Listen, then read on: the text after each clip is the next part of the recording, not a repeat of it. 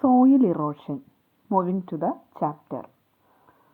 Just like rocks, soil is also continuously acted upon by the elements of nature like the sun, wind, and water. Wind and water carry soil from one place to the another. During this process, the top layer of the soil, which is rich in humus and thus very fertile, is blown or washed away with wind or water respectively. This is called soil erosion. അതായത് പാറകളിൽ സംഭവിക്കുന്നത് പോലെ തന്നെ തുടർച്ചയായിട്ട് പ്രകൃതിയിലുള്ള സൂര്യൻ്റെ ചൂട്, അതുപോലെ തന്നെ കാറ്റ്, വെള്ളം, ഇവയുടെ എല്ലാം എഫക്റ്റ് മണ്ണിനെയും ബാധിക്കുന്നുണ്ട്. അതുപോലെ നല്ല കാറ്റോ മഴയൊക്കെ ഉണ്ടാകുമ്പോൾ മണ്ണിൻ്റെ ഏറ്റവും മുകളിലുള്ള ടോപ്പ് സോയിൽ ഒരു സ്ഥലത്ത് നിന്ന് വേറൊരു സ്ഥലത്തേക്ക് റിമൂവ് ചെയ്യപ്പെടാറുണ്ട് അല്ലേ.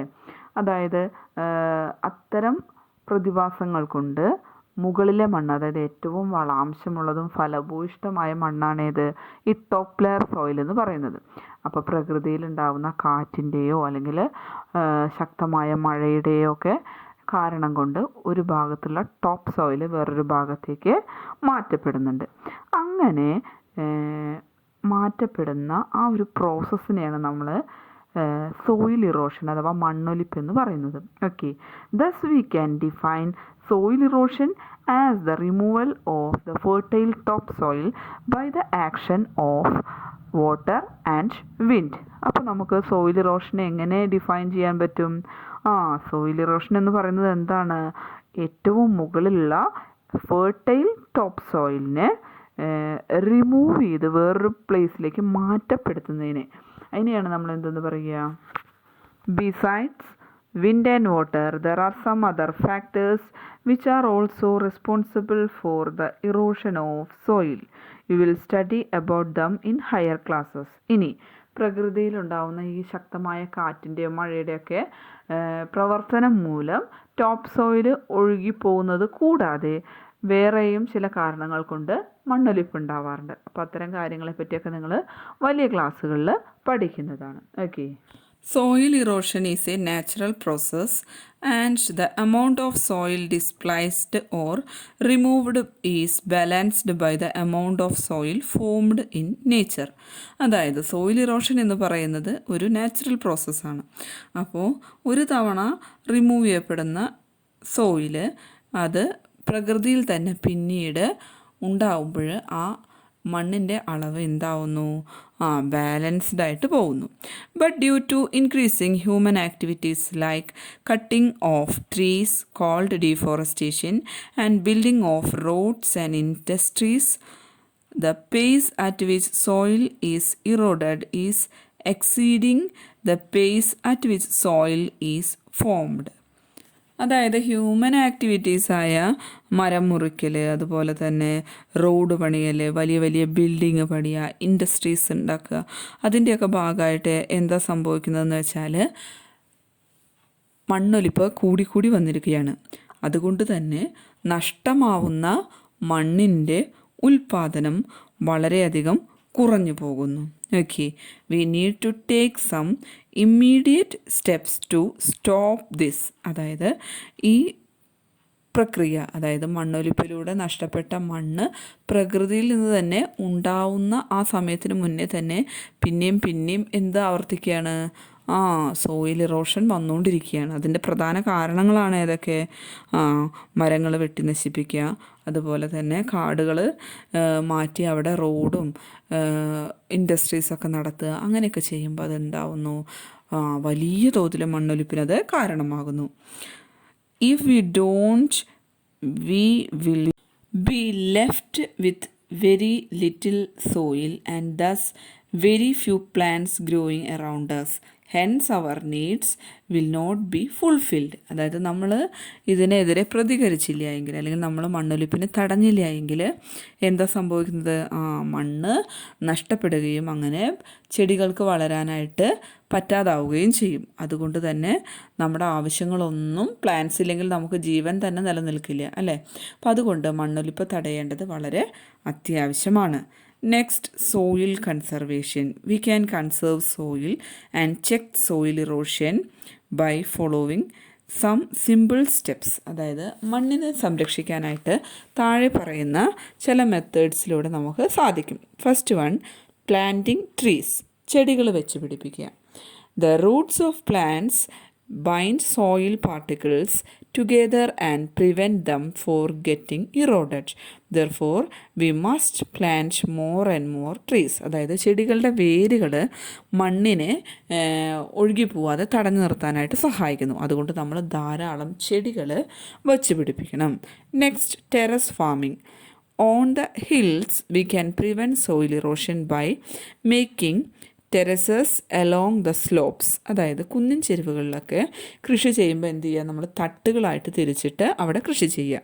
This reduces the force with which water comes down the slope and thereby prevent soil from being washed away. അപ്പോൾ ഇങ്ങനെ തട്ടായിട്ട് കുന്നിൻ ചെരുവുകൾ തിരിക്കുമ്പോൾ എന്താ സംഭവിക്കുന്നതെന്ന് വെച്ചാൽ മുകളിൽ നിന്ന് വെള്ളം താഴേക്ക് ഒഴുകി വരുമ്പോൾ വളരെ ഫാസ്റ്റിൽ വരില്ല. പകരം എന്ത് ചെയ്യും, ഓരോ തട്ടിലൂടെ അത് മെല്ലെ മെല്ലെയാണ് താഴേക്ക് വെള്ളം ഇറങ്ങി വരിക.